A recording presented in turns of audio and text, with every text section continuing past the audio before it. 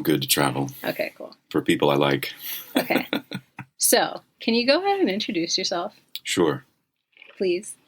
Is there a name for your show? Like, what's up? Yeah, it's called I'm Being Seriously. And I'll explain that, I like that after you introduce yourself. Okay, cool.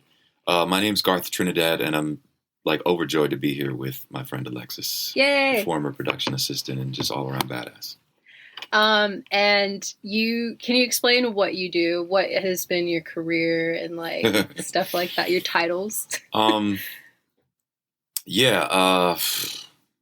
Flurry and a bunch of stuff. So DJ guy, radio personality, event curator, producer.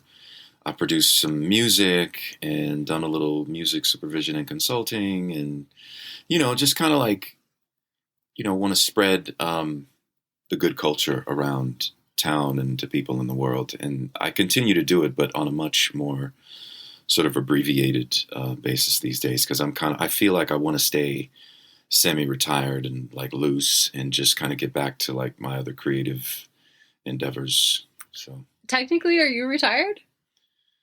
Semi. I mean, I still work, but I don't want to work. I want to be in alignment with creating, and then that being how I make my living. Yeah.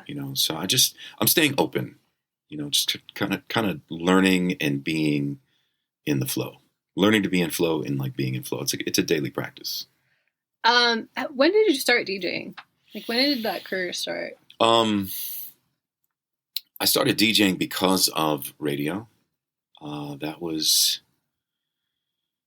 95-ish, and then I was on the air.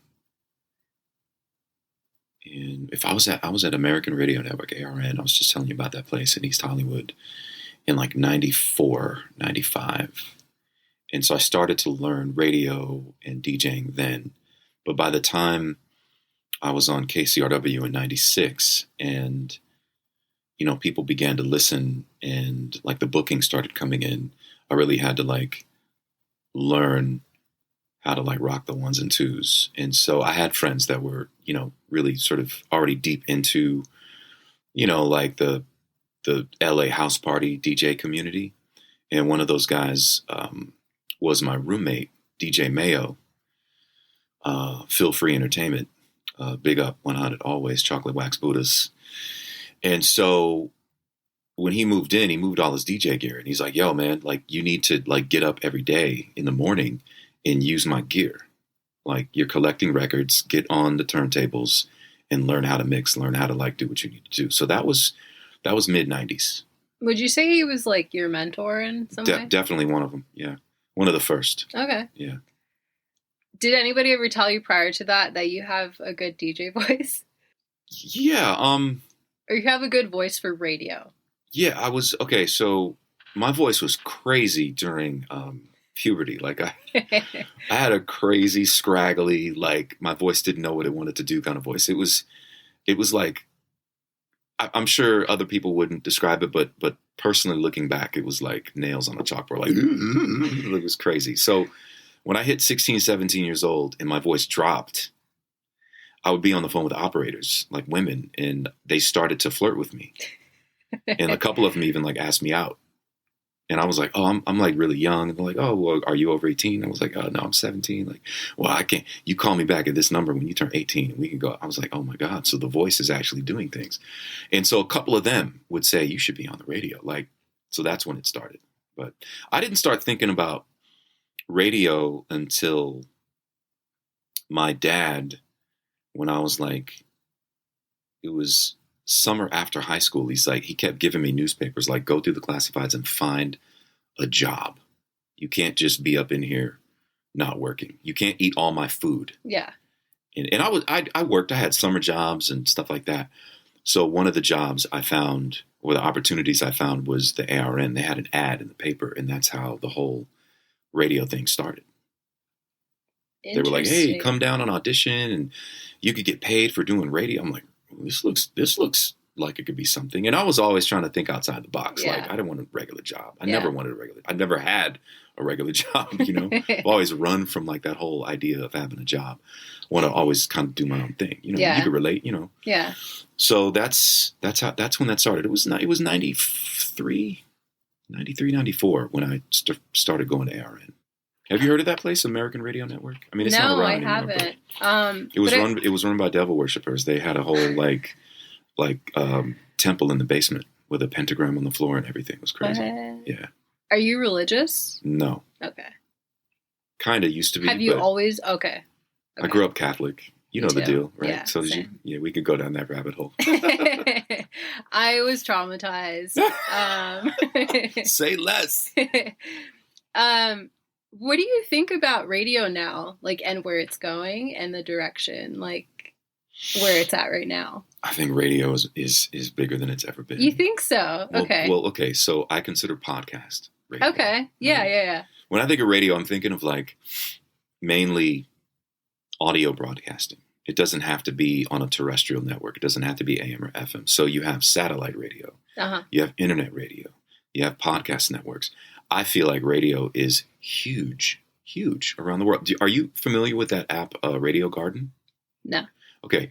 So a few years ago, Tom Schnabel, who's, you know, the OG host of Morning Becomes Eclectic, you know, one of the building blocks of KCRW in Los Angeles, sort of, you know, culture in general, jazz, world music, etc.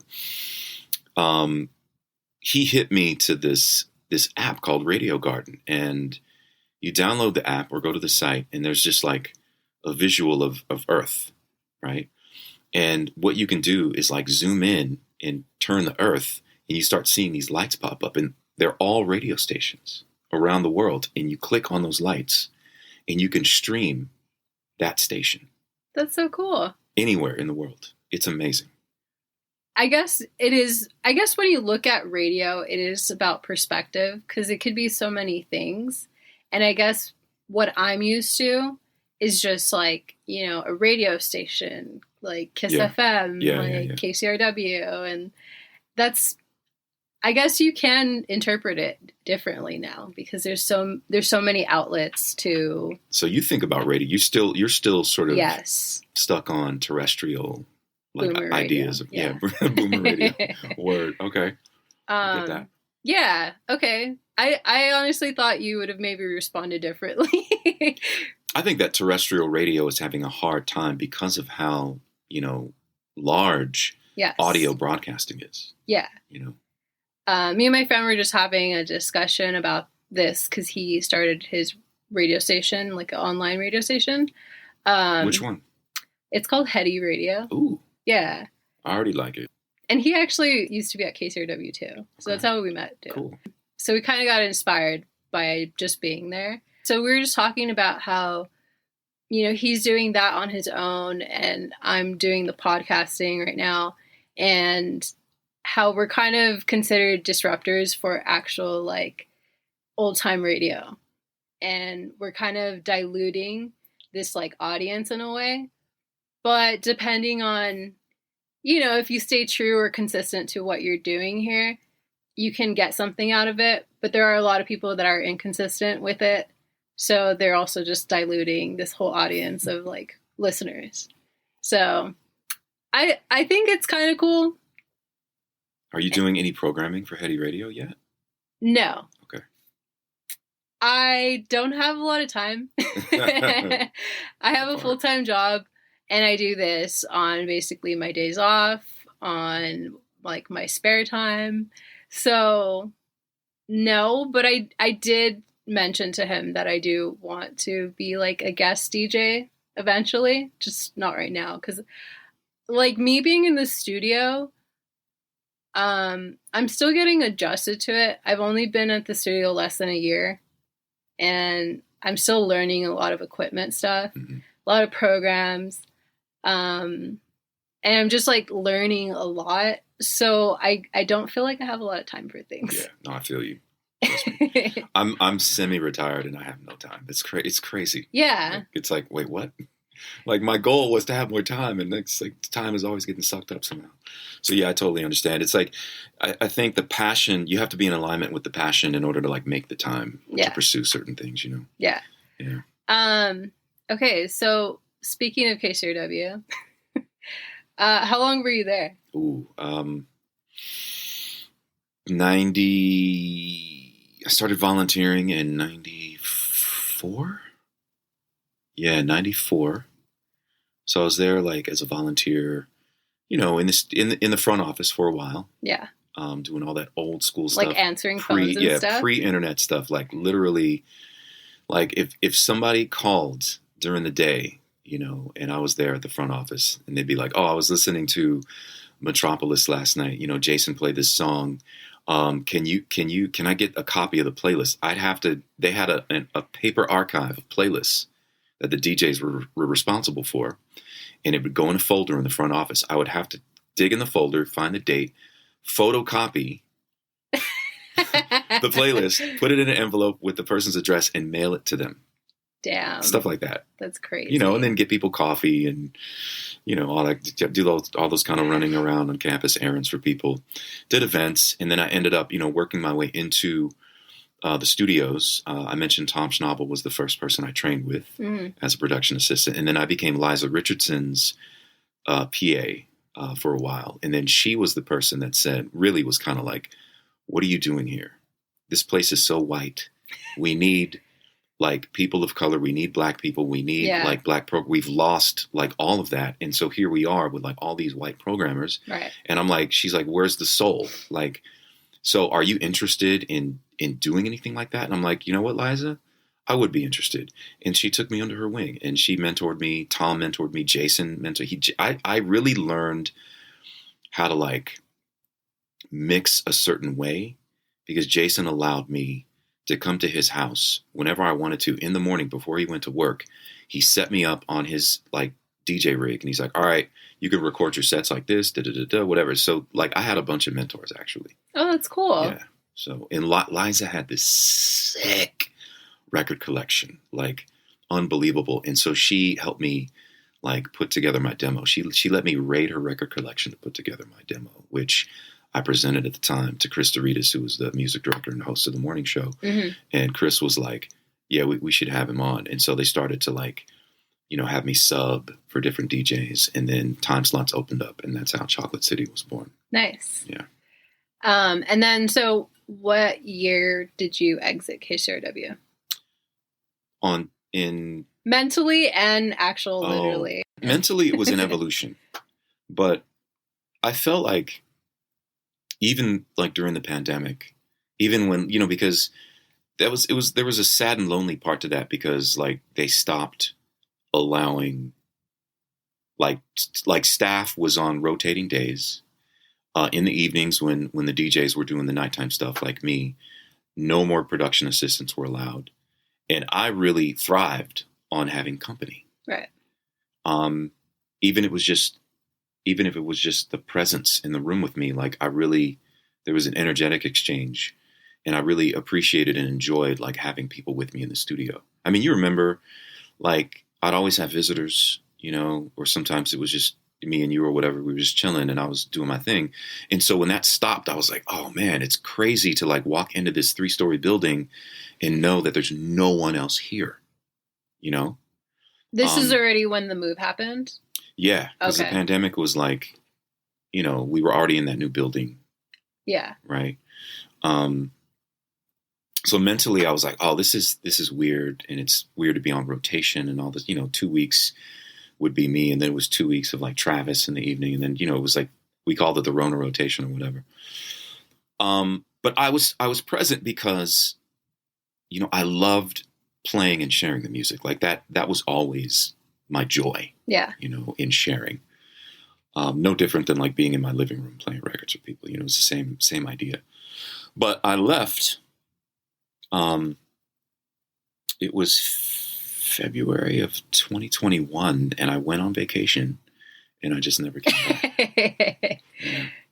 Yeah, that was it. That was it. Yeah. So. Did you tell anybody like about this idea, or that you were just planning on it? No, I had been working on an exit strategy for a while. Did anybody else know? No, not really. Well, I think there were people that knew I was thinking about leaving. Yeah. But my decision not to come back after that vacation, nobody knew. It was just like, yeah, no, I don't think I'm coming back. Yeah. How was it? What was the difference from like the new building to like from the basement? We're in a basement right now. Yeah. It's kind of I like basements. Yeah. I'm always like, basements are always a vibe for me. Speakeasies, basements, underground. It's just kind of, I'm in alignment with that because I'm always, down for the underdog. I'm down to, always keep things bubbling, and you have to be like, I just feel like you have to be under the surface for that, Yeah. It also felt like KCRW was growing to not be this underdog anymore. Yeah. And it was more just like, a corporate thing. Yeah. Yeah. It kind of, it just made sense because they were expanding and growing and, taking a more corporate route, getting more money. And it was like, all right, time to leave the basement. It almost felt like, and I guess there's a way to do it, right? Like they could have remained in the basement and taken a different approach or whatever, and still been in alignment with that sort of basement mentality. But I think that they were shedding that skin, and everything evolved. That's the only constant in the universe and life is change and evolution, and that's what was happening. So I just, the change for me, it was visceral. Like I felt it, and that was, I feel like it was probably one of the reasons why I started to think about leaving, because I really enjoyed the basement and what it felt like. Yeah. Sort of internally and externally. It was like a cyclical reflection constantly. Like, yeah, I'm going down to the basement because my headspace, my heart space for music and what I'm attempting to do, which is quietly fight a war against the mainstream. Yeah. Or, bring a different perspective, to just music and culture in general. I felt good, like going down into the basement. I felt like when you would enter the basement, it was almost like you were disconnected from the whole world. Yeah. And it felt like that for me, at least. Yeah. It was just like so cool to be down in that basement, and it was just all radio. Like it was all just programming, and it was a really cool experience to be there. Absolutely. I never actually got to be in the new building, so I wouldn't know what that was like. Oh, that's right. You didn't. Yeah. When they moved, I just decided like, I'm not moving either. Like I keep forgetting that I lost you after the basement. Yeah. It's been a really long time. It's been a long time, but I don't know if you remember this. The last time I saw you, you were DJing at a hotel in 2020. It was like New Year's 2020. And it was New Year's Eve? Yeah. Oh, that was the Mayfair party. Yeah. It was that one. That was the last time I saw you. And I was pretty wasted, but but you were just like looking at me and you're like, hey. And I was like, that was a really cool party. It was, dude. It was so much fun. I think it was my first, well, no, maybe not my first time doing that long of a set. I love doing like extended sets. I do not like doing an hour. Yeah. Like 2 hours minimum is like a good feeling for me, but like 3, 4, 5, like that was a 5-hour night for me. And I was like, yeah, this is what I'm talking about. It was sick. I had the best time. That was the last time I saw you, but the last time we were in the basement, I can't even remember. It was probably like 2018 or something. Wow, but one of the last few conversations we had, you were actually telling me like, we should start a podcast. You said that. And you're like, you should start a podcast. And I was like, I don't know. Yeah, you were like wishy-washy, but I think I was telling you back then, like you have the personality and you have such a beautiful voice. I like listening to you I talk. hate my voice. Really? I still like can't stand listening to my voice. As it is, like my voice is very inconsistent, so it like has highs and lows. Yeah, I don't feel that way. You like your voice is very just like it's like one tone in a way. Mine goes like inconsistently. It's so funny because I'm attempting to learn, so I'm trying to improve my whole voiceover work trajectory. I have to like get out of that monotonous tone that you're talking about. Like, I think it's a good radio tone. Like you hear my voice right now, it's like goes up, and yeah, but there's it's very that's not inconsistent though. Yeah, which is what you need. I don't know if I like that. Well, I enjoy it a lot. Thanks. So just encouraging you because I think I did the same thing when we talked about it back then. I was like, "You got the voice." Yeah, and I said no. You're like, "No, I don't." So I wrote down questions because I have like attention problems, and I know you didn't want questions, but no. I wrote questions for myself. I didn't say I didn't want them. I said like, don't send me the questions before. Okay. Because I didn't want to like be overthinking. And you know, it's crazy. Like I appreciate that because I'd like to be spontaneous with conversations too, but last night I started getting anxiety. And then I was like, oh no, what if I freak out and then I have nothing to ask? And so I started writing all these questions. So initially I was going to be like, no, it's going to be cool. Like no questions. It's going to be very organic. I wanted to talk about music.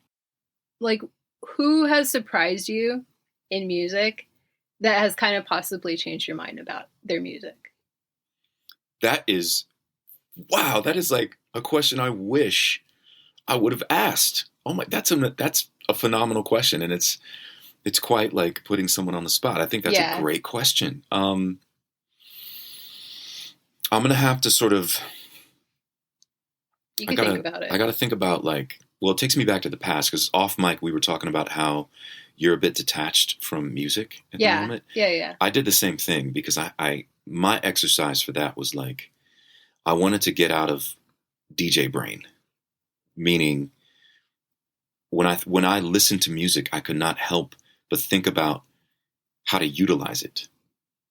And I wanted to back away from that and get back to listening to music for the sheer love and joy of appreciating music. Like, not that I wasn't doing that in my process, but my brain was like, no matter. It was more work. When there was music playing, a commercial, a movie, a TV show, on the street, someone's car, like whatever. I was like, how could I use that? That's dope.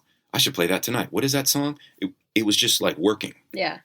So I was like, I gotta pull away. I gotta stop so that I can reset my brain to just be a music lover again. Yeah. You know, it's still hard because like once a DJ, forever a DJ, but I'm getting better. So do you create like playlists and stuff just now? Right now, no. No? Okay. No, I'm just like... No playlists. I use Apple Music a lot, and I'm just like, I have like the same two playlists I've had for like 3 years or something. That's really terrible for a DJ. Yeah, I know.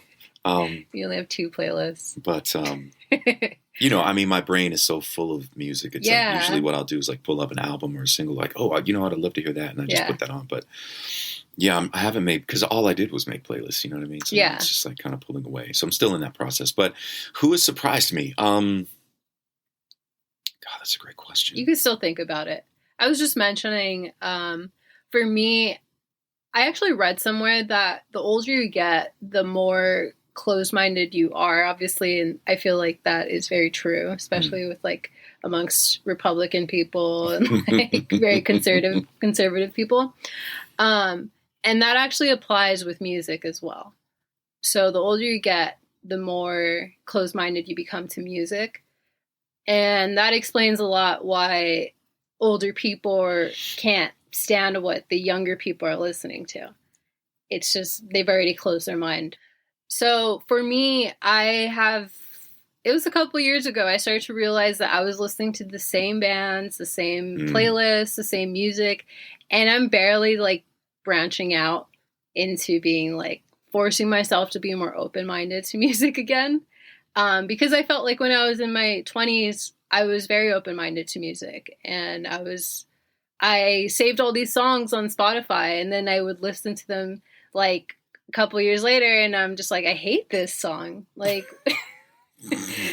so I feel like I'm opening my mind up And that also applies to even just pop culture music now, pop music. When I was younger, I would try to distance myself from pop music. A lot of it felt very trashy to me, but I feel like there are artists nowadays that I can acknowledge that they have brought me to become like some sort of a fan, you know? Like when I was younger, I wouldn't be caught dead listening to Drake. Or like, I don't know, like Bad Bunny, right? And now I can just like easily listen to their music and just appreciate it for what it is. Yeah.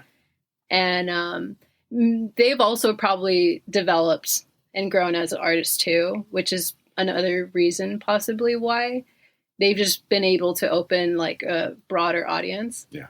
But those are like some of the two people that I'm just like, okay, like I'm starting to open myself up more to like popular music now. Yeah. Yeah.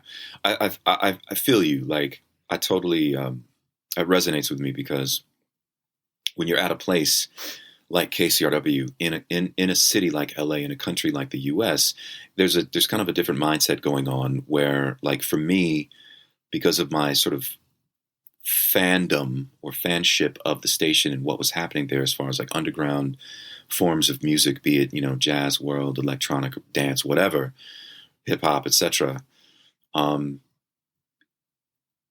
It was like when I got there, it was like, all right, I'm in position to like fight that war I mentioned earlier. You know what I mean? Whereas my first few times like going overseas, I got to see that the mentality was just different. It was like, it was a different kind of music appreciation that there wasn't really this sort of, as much of a division between like pop music and like underground. It was just like, no, all these things are like relative and everything has its place. Right.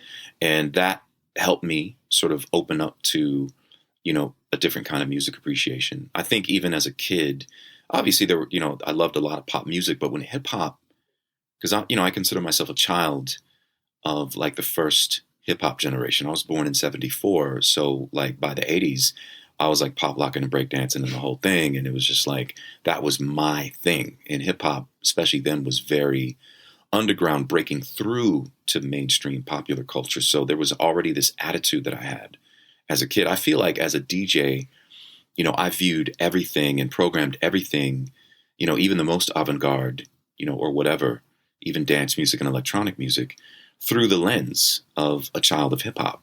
Everything was about like the beat and that like underground, raw, sort of rebellious aesthetic. Yeah. In everything I did.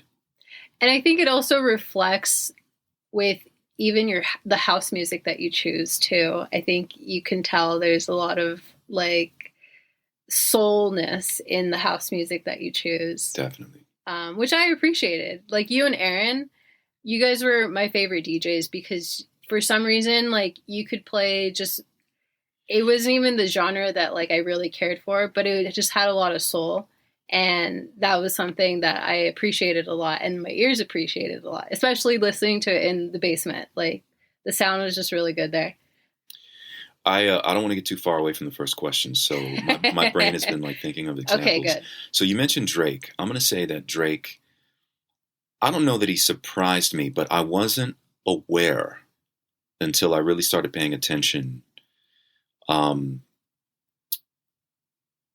his like desire to expose like artists from around the world, right? Like I'll say that if it wasn't for Drake, I wouldn't have known about Thames, and I love Thames. Yeah.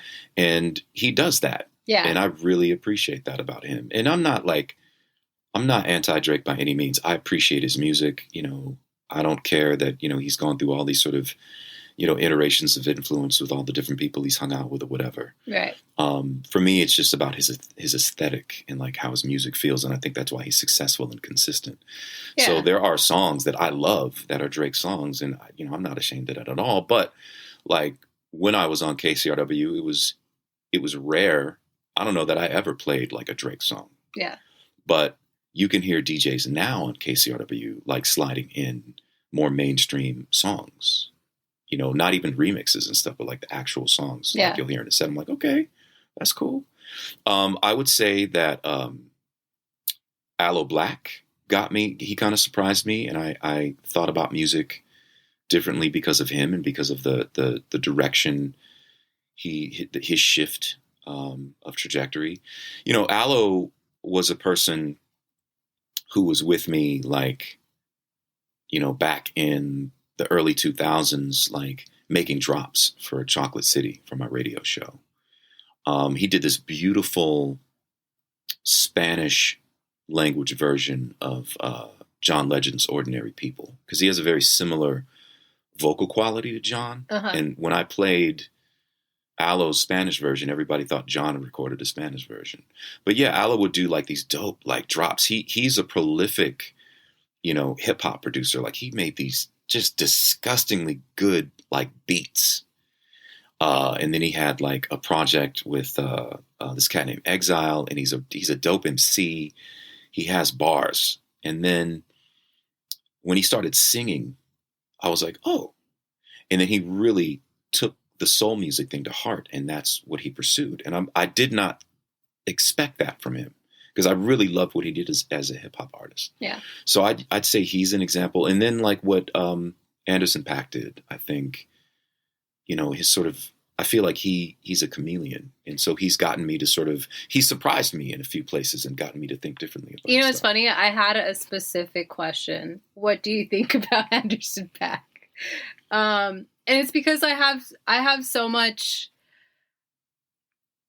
I don't know how I would describe it. I probably placed him in a box, and I only liked what he did when he was doing, like, when he did Malibu, when he did Venice, or when he did No Worries, and I put him in that box, and I can't seem to like really allow myself to listen to what he's doing with Bruno Mars, and like I don't like it, and it just doesn't feel like him to me.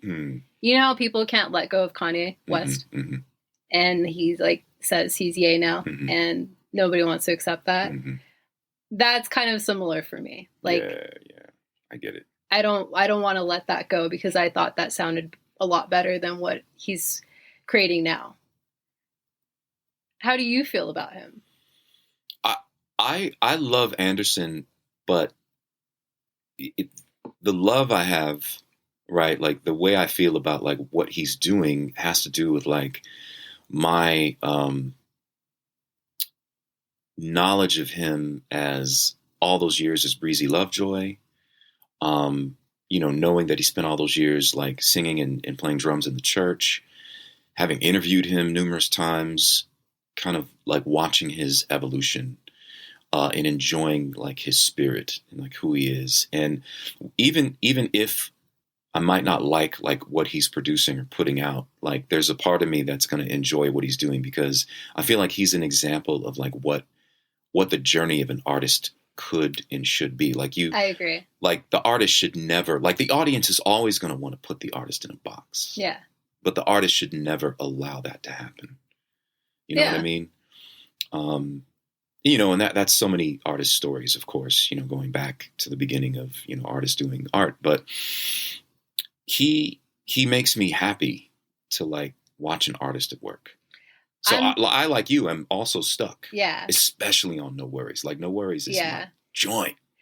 I'm very happy for his journey, because I know he's come a long way, and he deserves every bit of his success, and it's really cool to see from, like as an old time fan, like to see his journey of where he is now. And like, I think that's something to be proud of. And it really shows like, to some people, if you really stick at what you love, like you can make it. Yeah. But the other thing about art is you don't make art so that you please people. You make art to pursue a passion and something within. So it's difficult, for artists, because we live in, this like capitalism, this we live in an overtly capitalist, kind of disgusting system that does not treat art well, in my opinion. In the West, especially in particular, the States. But I think it distracts the artist, right? Yeah, because it's like, oh, we have to make a living. And so in order to do that, we have to, it's like, oh my God, it's like now the art has to suffer. Yeah. Or the artist has to suffer or become something that's not authentic to them because they have to, make something out of it. And it's like the audience, what I'm getting at is like the audience has a right not to like some shit. But the artist cannot be offended by that. The artist just has to keep making art. True. True. So it's never supposed to be this thing that's just all flowers and shit. It's just like, no, you make art because you want to and whatever. Yeah. And I think like for me, that was one of the things for like Bad Bunny. He put me onto a lot of Spanish music that I didn't realize I was like open to. And I actually feel more like, I feel more connected with like my culture and stuff. He's Puerto Rican, I'm Mexican, so that actually doesn't even work. But in the language, it does, And because he's worked with like Mexican artists, then I, start listening to those artists. And then I'm starting to listen to just like what they're putting out and stuff. And I think that people like Drake and Bad Bunny have put a lot of people on.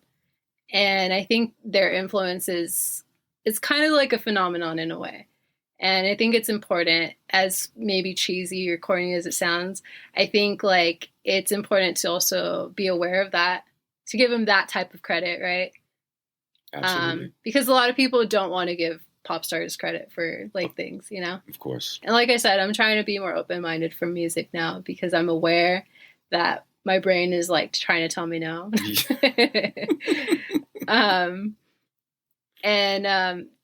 So I'm just trying to like learn a little more music. I feel you, man. When I was like intentional about disconnecting from like the DJ brain, my music brain started going to like old school shit. Yeah. It was like, naturally. I want to listen to some slow jams from the 80s. Yeah. I want to listen to my favorite salsa joints. I want to listen to 90s hip hop. It was like, I was like, wait, no, like I have to be listening to like more shit than this, because you got to exercise the muscle. It was a really sad experience for me. I love oldies music. And I took my parents and my boyfriend to see Brenton Wood at the Long Beach Convention Center. And it was so bad. The sound, like, just like whoever was like the sound engineer or whatever, everything was like echoing. And because of that, I just like, I'm triggered by it. So for those reasons, I have a hard time listening to oldies right now. I literally just went like in February. Oh, that sucks. And also seeing Brenton Wood, who's literally like on life support right now. I don't know why he's performing. Because he probably needs to pay those medical bills. It's really sad to see, honestly. Like, I was really just like, damn. He probably got a bunch of baby mamas he's still giving money to. This is not a good experience to watch. So as of lately, I've been like, all right, I won't listen to this song right now. Like, it's kind of sad. I feel you. What have you been listening to lately? All that old school stuff I was telling you about. But there's a jazz drummer out of the UK. Yeah. His name is, what's his brother's name? Is it Yusuf Kamal? I think. His latest record is just absolutely stunning. It's just so beautiful. I went to a listening party or session for that months ago. And I'll tune into that every once in a while.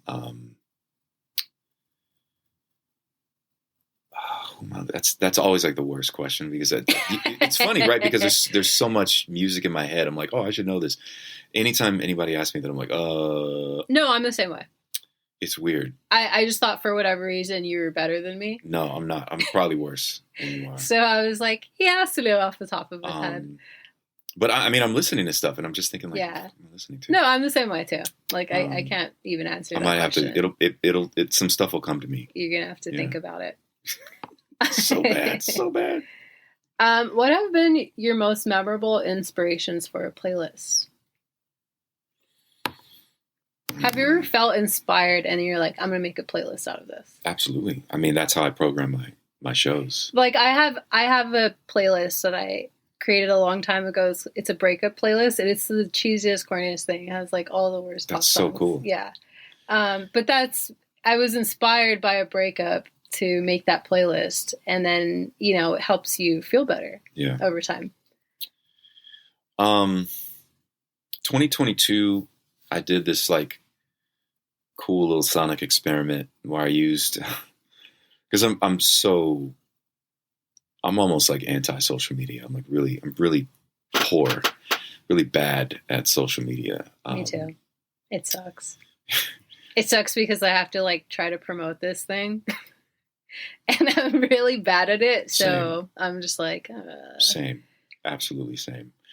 But I committed to doing like a mixtape every month in 2022. And it was very thematic. I like themes. And so each mix, which is basically, I mean, it's not a playlist, it's a mix, but was based on how I was feeling currently and like my sort of like blowing up my whole life in the last few years, you know, including sort of walking away from my career. Because it wasn't just KCRW. I was like, yeah, I need a break. Like I have other things I want to do, you know, and so I don't want to like turn 60 and still be like doing this or something adjacent and like thinking, oh, I still have time. It's like, no, dude, like you need, like, if you want to do some of this stuff, you need to like make time. Like you're talking about time. And it's like, you can't do this anymore. If you want to do those things, you got to do something else. Right. So the series of mixes was like a culmination and a compendium of like all these different ideas and thoughts and stuff that I was like, I'm gonna like focus and like do these like thematic mixes. So like one of the mixes was like, you know, like an ode to jazz that I put out in April, which is like Jazz Appreciation Month. And it was like some of my favorite jazz tunes and did a cool mix. One of them was like a meditation on like what it means to be a person of color, you know, in life and death, you know, like the sort of meditation on like ego and like ego's role in the sort of attachment to form. And that also means like your experiences as a person of color is like, you know, for me as a black man in this country. And so one of the mixes was titled like Black After Death. And what the theme was like, all right, that's a cool title. Either the artist and or the songs have to have the word black. Mm-hmm. So that was that whole playlist. I did one called like Anthologies of Memory, where it was just like going back to my childhood and all the things that kind of made me into like the DJ programmer person I am, and kind of like created a mix out of that.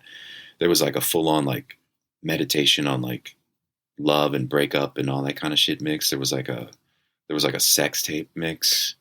In that one of your childhood, was that very, like, were those songs from when you were younger in that playlist, or were there songs where how you were developing or growing into adult? Is that what you added in that playlist? It was definitely like things that reminded you or triggered you. A time capsule that included both. Okay.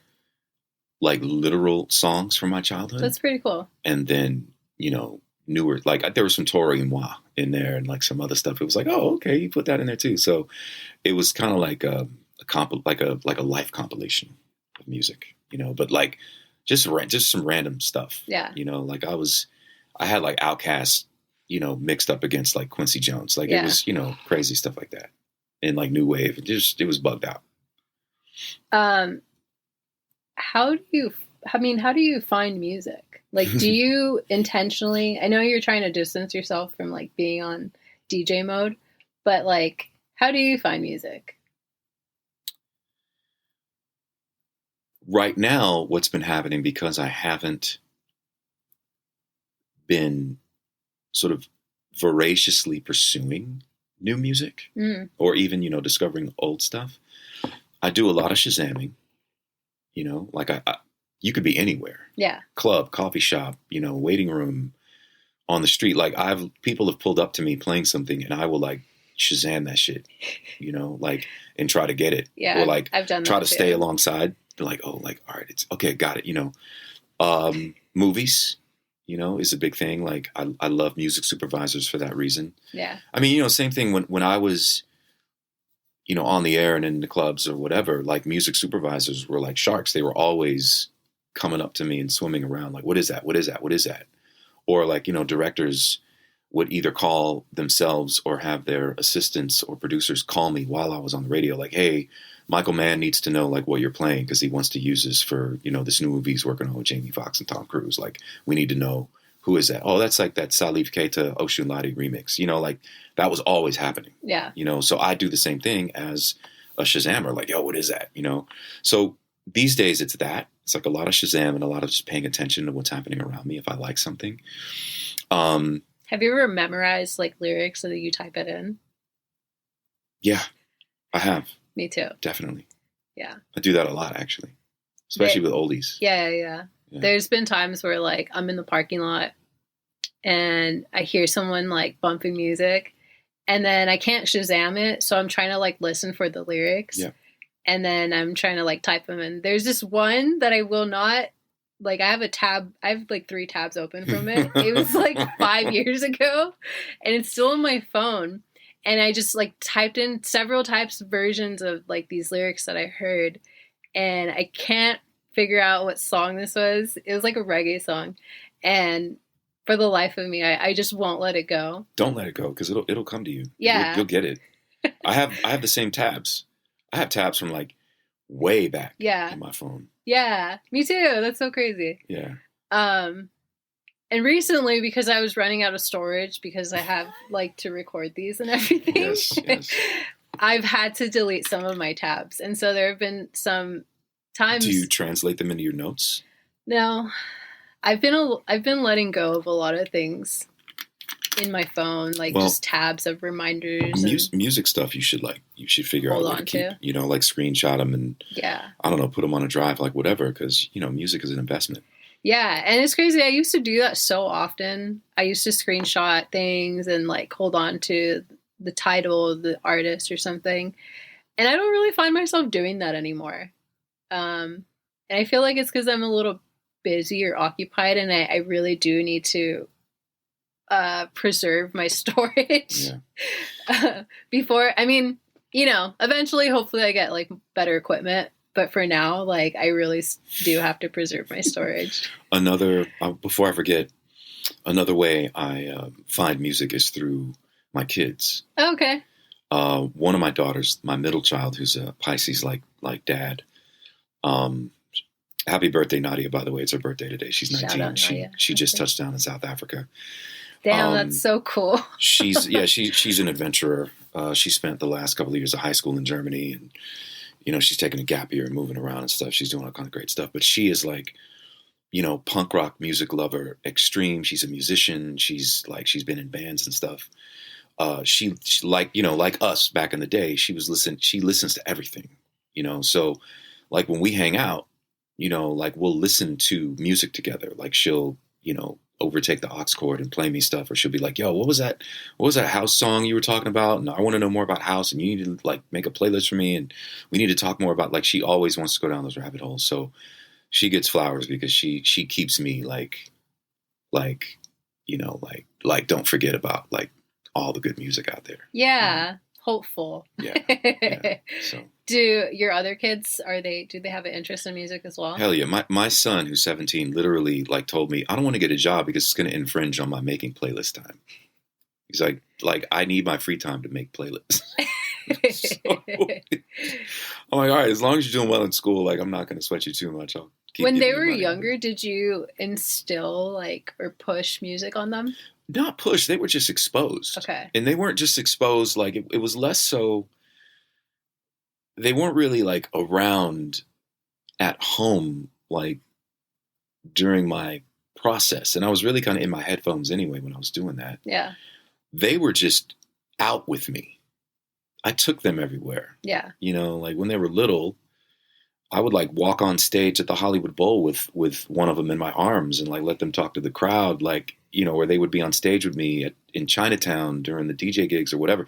If ever there was like a gig that was all ages and they were allowed to be around, like I had them with me. Yeah. I would let them like mess around with the DJ rig. Like, yo, if you do this, you can EQ out the bass, or this is how you change a song. And this is, if you want to mess around, if you want to play around with the knobs and the channels, like I had them doing that, you know, like people would be dancing, like, who are those kids? Like, oh, those are his kids. And they're playing. All right, cool.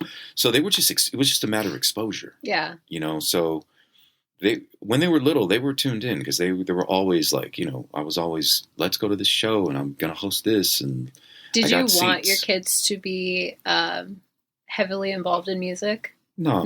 I just wanted them to understand that being passionate was a good thing.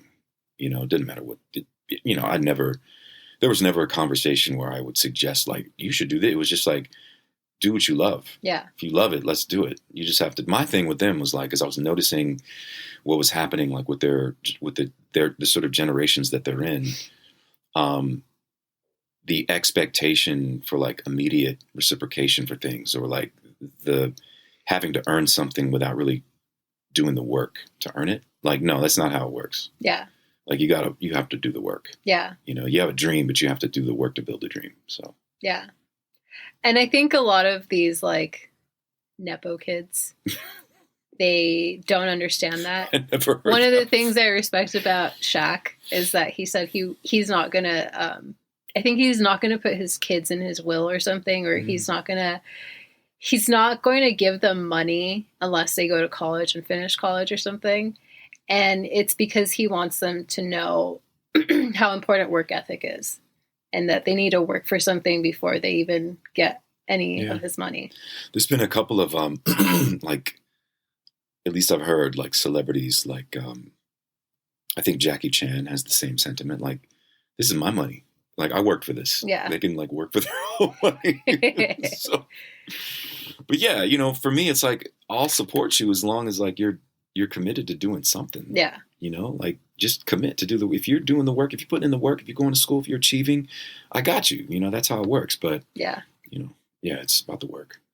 Do you have an opinion on, like, the entertainment business? Since I would say music and radio are kind of in that sector. It sucks.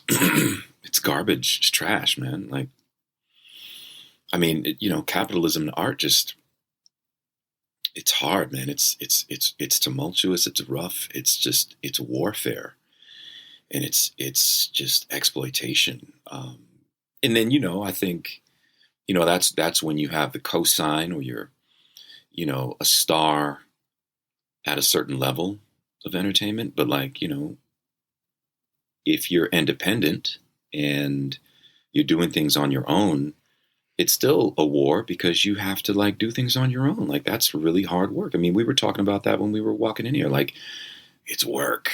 Yeah. What is your example of, like, exploitation? I think the music industry, when you're talking about recording labels, you know, independent labels, you know, are taking up a great deal of, you know, the market share right now too. I have a feeling they're to, like, I don't know, I haven't checked in a while, but it's like, last I checked, they were getting close to like 50% of, like, market share. So, like, the output of indie labels is, like, increased because of, you know, what's happening with major labels. And so people are leaving major labels and starting indie labels. So it's just a lot that's happening in the market. But can you explain what's happening with major labels? Like, well, major labels are sort of imploding I think, what are there, like 3 or 4 major labels now? The eventuality is it's going to be like one company. Right. You know, that's where things are headed. Same with, like, movies and stuff. Yeah. Right? Like, I mean, like, we're witnessing, I don't know if it's the end of Hollywood, but it's certainly the end of Hollywood as we know it. I have so many bad feelings about Hollywood. Like, I mean, I think it's a sick place. That's the devil's playground, man. It's a sick place. It's twisted. There's a lot of men that are just, like, pedophiles, and nobody wants to admit that. like I said, it's a war zone. Yeah. Really. Which, that's Hollywood, but I still feel like obviously Hollywood and the music industry intertwine in a lot of ways. Mm-hmm. So that's why I'm asking you, because you do know some part of that field, and I know you've been exposed to like some people and stuff. So like, I just wanted your take on that. I think that you can find beauty everywhere, righteousness everywhere. You know, comes down to personal relationships, and whether or not a relationship is authentic or whatever. But I think that when you look at when you generalize the industry itself, it's certainly the way you describe it. It's an evil place. It's foul. Yeah. It reeks. And that's one of the reasons why I'm like, you know, an advocate for like the underdogs and the underground, is because there's freedom there. And, you know, freedom is just a foremost principle in my life. Yeah. I'll never give that up. You know, like I have to, like where I am in my life right now is working on being as free as possible. And it's such a strata, like there's so many levels to freedom. Right. You know, and it's mostly internal. Yes. You know, I could be in prison and still be free, you know. It's about perspective. Yeah. Yeah. So like externally as an exercise, like I'm just sort of like doing my whole Marie Kondo, like getting rid of stuff, you know, and minimizing and downsizing and diminishing. I just thought of a new word the other day, like the opposite of accumulation, decumulation. Yeah. So that's becoming a theme, because for me, where I am right now, is I want to be free to just start moving around more. Like one of my goals as my children are sort of growing into their adulthood is like taking my own time and my own life back, you know? And, you know, I'm a traveler. I just want to travel. I want to be like Jesus and just like not even have a home. I feel like I just want to like move around all the time. I feel like the last time I remember you went to Jamaica and you just seemed like your eyes were like wide open after that trip. Like you just wanted to travel. And I remember you saying that. That was the start of you being international. Yeah. I mean, I'd been, but I think you had said that was like one of the first few times that you had gone for just vacation. Yes, exactly. I mean, I've been to so many places for work. Yeah. And you get to taste these places, you know, sample them. But it was like, I want to go and like spend absorbent amounts of time in one place. Yeah. You know, and I haven't gotten to do that really. So yeah. Yeah. Yeah. I forgot the question, but are we? I don't remember the question either. Okay. No, we're good with time, but well, I'll just ask you a few more. Do you feel like DJs get a bad rap? How do you feel about DJs? It's all love and passion, because you have to leave room for the great DJs that understand, you know, the art. You know, DJs are artists. Yeah. They're soul controllers. They're, you know, mavens and informers. They're the driver. Yeah. I see them as the driver. Yes. And like they're just driving. Like, for example, like you're DJing at a party or something, you're driving that party. Exactly. You know? You're on the wheels, you're at the wheel. Yeah. You know?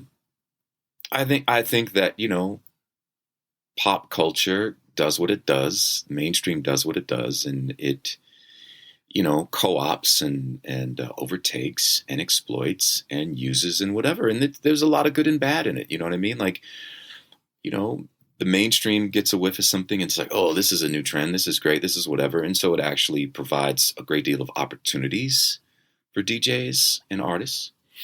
And so it's a tug of war. It's a push and pull. It's not all one-sided. Yeah. You know, like I can giggle and laugh and scoff at like, you know, watching some dumbass, you know, commercial like, you know, Skittles or, you know, some offbeat whatever product, McDonald's or whoever, and like exploiting the realm of DJs. And it's like, yeah, well, you know, whatever. Like hopefully that means, you know, good DJs are going to get more gigs. Yeah. You know? So it's never just, I had to years ago, because I used to be so one-sided I was very myopic in my view of like, you know, being anti-mainstream. Right. And I think it was King Britt in an article No, it was, I'm thinking it was a UK magazine, but I think it was like Accelerator or whatever, or maybe Herb. I don't remember.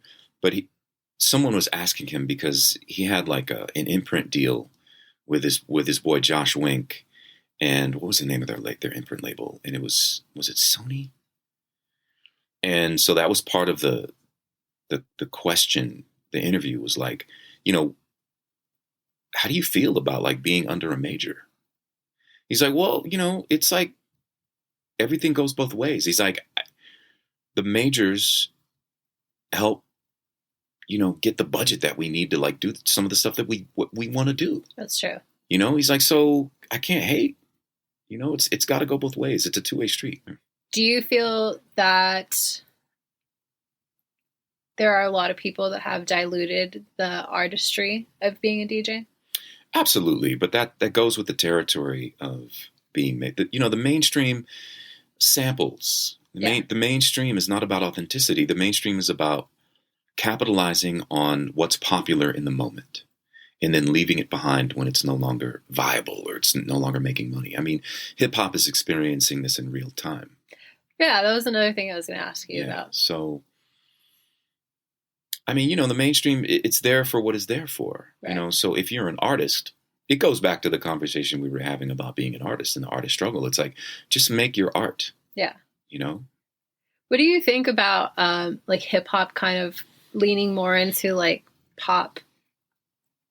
Like that never used to be the case. And actually, it's not even just hip hop. I would say like rock, just like all types of these genres that are kind of blending into this one genre of pop.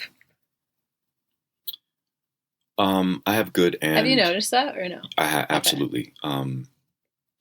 There's a lot of good, and then there's a lot of not so good. I don't know that I'll say bad. I mean, there's a lot of corny. There's a lot of, silly. There's a lot of like, things that are just like, just full on gimmick. You know what I mean? It's like, okay. But there's a lot of good too. Like I love the idea of like, the mashup. It's like cooking. If you can do it right, you'll get something great.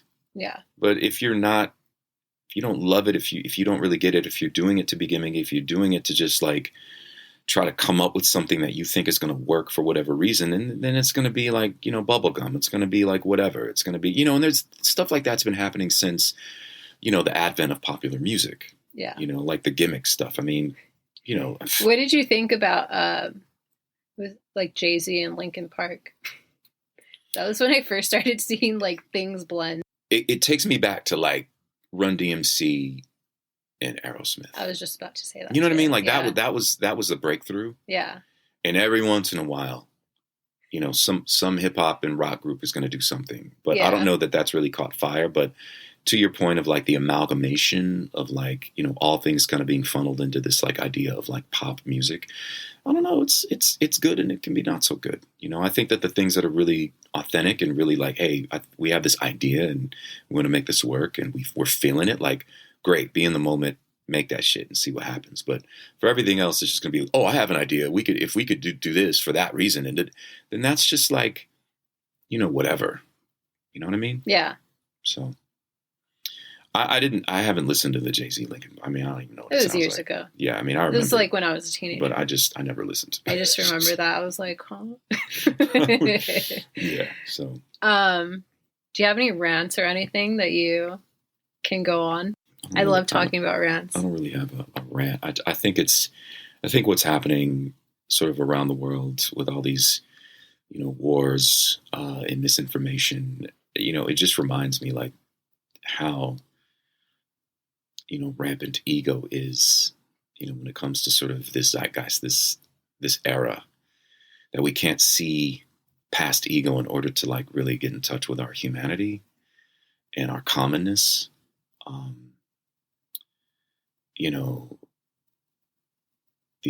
The current Israeli conflict. Right. It's just like, dude, like, can we just have a heart? Can we get past the tribalism and the gangsterism and the egoism and like realize that there are men, women, elderly, babies, children, etc., that are suffering Yeah. on all sides. Like, that's what I care about, and all the rest of it is like, fuck off. Yeah. It's very painful because, I start out each day and I end each day, and even throughout the day, like I want to be in alignment with like suffering, because we are not separate from it, Right. and so that's always like where my heart is. It's just with, I mean, having been a father, to know that there's like children that are like just completely fucked. It just like, oh, like if I could, I would stop what I was doing and just go and like move around and just like help people. Yeah. Like, oh my God, like ceasefire this and that. It's just like, yeah, yes, absolutely. Ceasefire, please. And can we understand that the ceasefire is not about like, whose team or whose side you're on? It's like, could we think it's uncool that like babies are getting bombed? Like on both sides. Like that. Yeah. Like that part. Like, Yeah. Can we do that? Like, it's no different than like growing up in South Central LA in the 80s and being privy to like, the crack war and like the Bloods and the Crips and the SAs like killing each other. It's like, yeah, okay, guys, like you're all black and you're killing each other. You're Latin American, you're Mexican, you're El Salvadorian, you're this, you're that, and you're offing each other. Yeah. You're doing the job of a part of our species that wants you to die. Yeah. They're literally like you're making it easier. Programming. Yeah. Might as well send the KKK in to do what you're doing. And you're growing up with this mindset. Yeah. That like, oh, I hate this person. It's like, you hate yourself. You know what I mean? Yeah. I mean, I don't know if that's a rant or not, but I mean, that's just. It is. That's been, I appreciate that rant. That's constant. It's been there since I became like self-aware. Like, yeah. In my adolescence, like, oh, this is how the world works, and this is what's going on.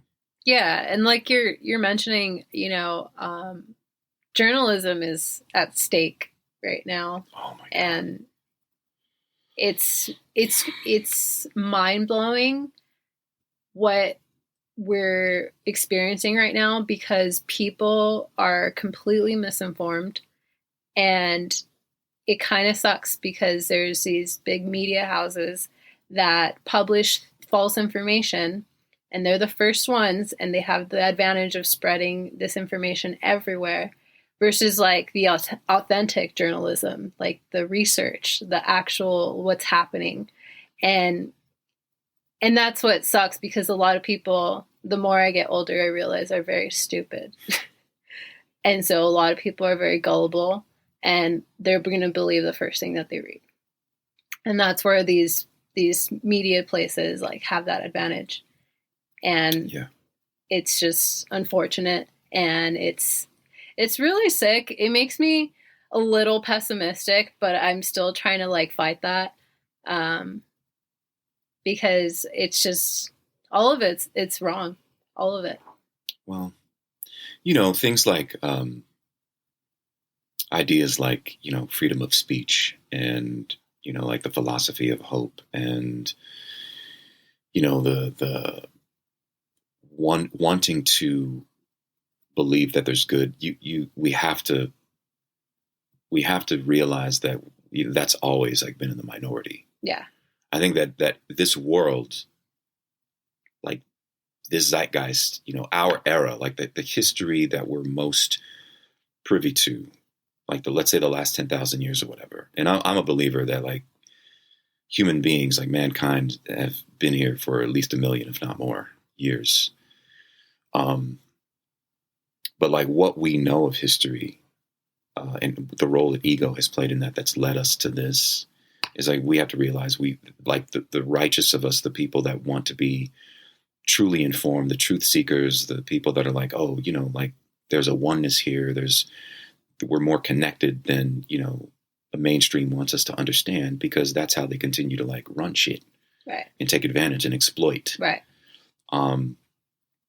We have to hang on to that. I mean, I'm like you, and sometimes it's like, fuck, but it's like, I always have to be hopeful, even if that becomes delusional. It's like, I don't want to change that. Me neither. There's always this, it's like an internal optimism that I have. It's not ever, I don't feel like I'll ever let it die. There are parts of me where I become a little more realistic with the way the world is, but I'm always going to be optimistic and hopeful, and I still do believe most people are more good than evil. Yeah. So and I just even doing this podcast, like I already feel as if I'm against a lot of people because I'm not entirely catering to anybody. And I'm kind of just doing this like for myself and just to have this conversation with people, like legit, real conversations with people. Yeah. I'm not trying to like, obviously more listeners would be really cool, but it's not necessarily for that. It's more just to like, be like, I'm going to keep it real and I'm going to be honest with how I feel and what I'm thinking at this time, Yeah. But yeah, so we'll go ahead and close out. I know you probably might not want to do this, but do you have any advice for anybody as a creative or anything? Advice is the worst vice. But, I don't know, guidance wise, I'm just going to preach the gospel of Prince. I think that, meaning, there was a time when he was, at war with Warner Brothers. Where he was always saying, he was telling artists, the worst thing you can do, like, musicians, bands, artists, the worst thing you can do is sign with a major label. Yeah. Commit to doing the work yourself. The benefits will far outweigh those of, if you sign with a major, and there were a lot of, artists that challenged him. Right. And I understand now their point back then. But fast forward to where we are in terms of access, resources, the ability to create without the need for such, expensive, things like gear and tours and what, like, there's so much that you can do independently now that you couldn't do 10, 15, 20 years ago. Why not be your own master? Right. So if I have any advice, it's just do it yourself. Yeah. Stay free. Because Alexis is saying, like, we're both sitting here talking about, like, lamenting the industry, meaning like the industry apparatus, the gatekeepers and the key masters, if you will, of like, the people that hold those doors, like when you want to get that cosign or that deal or that whatever. But it's like, dude, just like do it yourself. You don't need a $50,000 camera anymore. You don't need a $1 million budget to do a video or a film. Like, do it yourself. Yeah. Get out there and network, meet people, go to shows. Like, just do it yourself. If you have a desire and you have the will and you're willing to work, it's going to take work, but just do it yourself. It's not any easier if you get a cosign. You just become a slave. And then you lose yourself. And I don't want that. Yeah. And I don't like that. Because you start becoming who this person wants you to be or this label wants you to be. And that you can generally speak that, that applies to almost like any art form. Just, I agree. Stay free. It's good. Stay independent. Stay free. Where can we find you? Nowhere. Because you don't go on social media. No, well, I mean, I try to. I'm on. Are you have any projects coming up, events or anything you're doing? Kind of. There's some things in the oven. I'm writing a couple of books. One of them I've written. Now I have to get the proposal together. Could be interesting.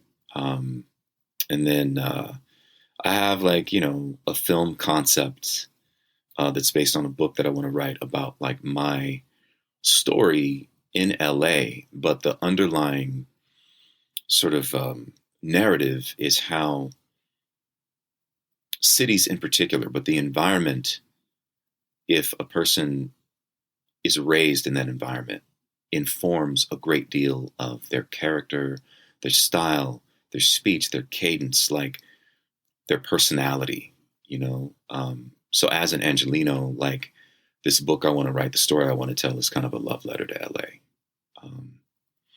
So yeah, there's always something going on. But this is a new sort of, this is GT, like getting back to like exploring my creative side, so I'm getting back, slowly but surely getting back to being a visual artist, but it takes a lot, just cracking open a sketchbook and drawing something is like, oh. I know. So, there's that like criticism from yourself. You're like your own worst enemy in a way. Yeah. I feel that. So.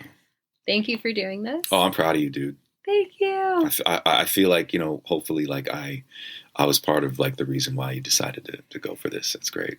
It helps, honestly. The people in like that tell you should do something, it helps and encourage, like, especially someone I had a lot of like I didn't have a lot of hobbies like as a kid, you know, and I like my parents didn't really push me to do anything.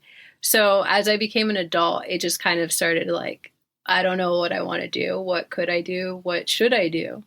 So I think it just like, yeah, I think it's a little underrated to give like compliments or just suggestions to people. And you never know like how far it can go sometimes. Absolutely. So no doubt. Thank you for doing this. Keep it going, man. I got you. Thank you. No doubt. All right, we'll Thanks. close out.